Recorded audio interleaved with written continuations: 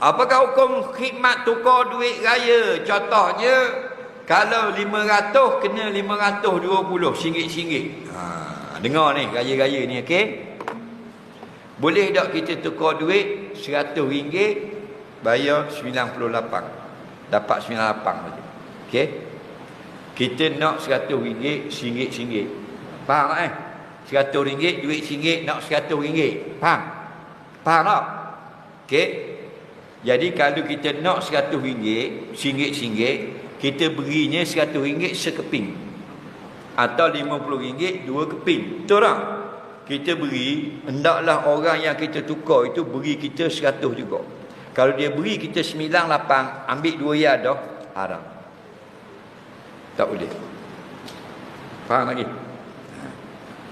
Kena jaga baik. Itu riba namanya. Kerana apa? Kerana nilai, kalau tukar, nilai mesti sama. Faham?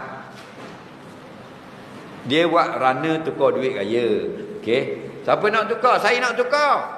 Berapa nak tukar? Nak tukar 100. Mai sini RM100. Okay. Pak cik tu beri RM100. Runner tu pun beri ke pak cik tu RM98, singgit-singgit. Tak ada RM2. Kerana cabut upah atas tadi. Dah leh. Jangan buat gitu.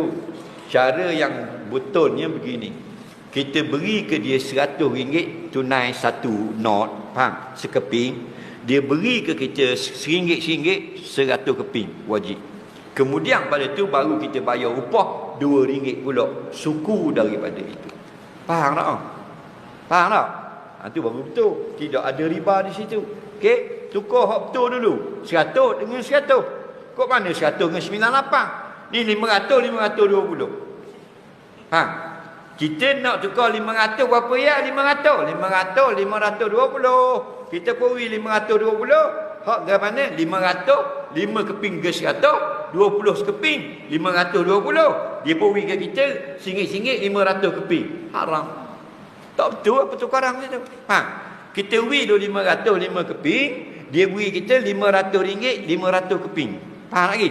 Kemudian baru upah suku pula RM20. Ini upah RM20 kerana pergi cari duit halal. Faham? Baru halal. Okey? Itu cara dia.